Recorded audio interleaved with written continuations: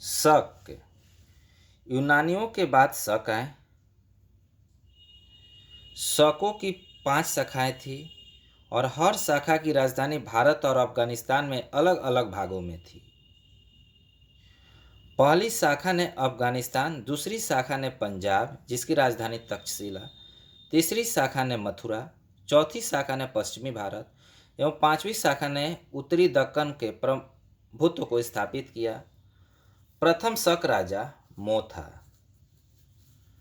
शक मूलतः मध्य एशिया के निवासी थे और चारागाह की खोज में भारत आए।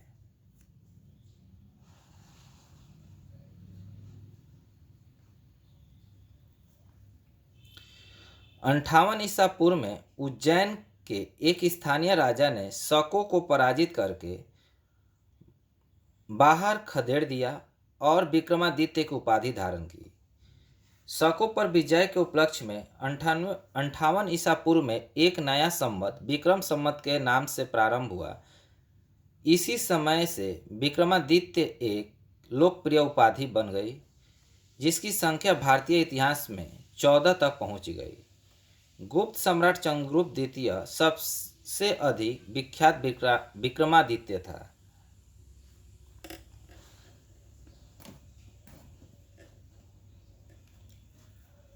शकों की अन्य शाखाओं की तुलना में पश्चिम भारत में प्रभुत्व स्थापित करने वाली शाखाओं ने सबसे लंबे अरसे तक शासन किया, लगभग 4 शताब्दी तक।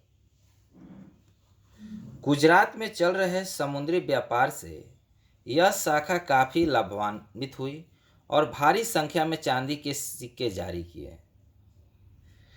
शकों का सबसे प्रतापी शासक रुद्रदामन प्रथम था, जिसका शासन 130 से 150 ईसा पूर्व गुजरात के बड़े भाग पर था। इसने काठियावाड़ की अर्धशुष्क दर्शन झील यानी मौर्य द्वारा निर्मित का जीर्णोद्धार किया।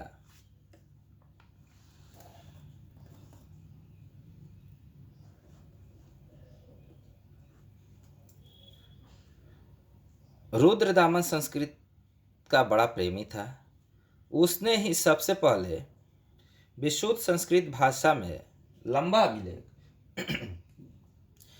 गिरनार अभिलेख जारी किया। इसके पहले के सभी अभिलेख प्राकृत भाषा में रचित थे। भारत में शक राजा अपने को क्षत्रप कहते थे। पारसियाई या पल्लव। पश्चिमोत्तर भारत में शकों के आधिपत्य के बाद पारसियाई लोगों का आधिपत्य हुआ।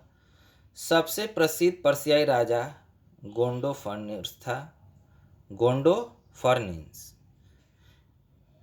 इसी के शासनकाल में सेंट थॉमस ईसाई धर्म का प्रचार करने के लिए भारत आया था। नोट: पारसियाई लोगों का मूल स्थान ईरान था। Thank you for watching.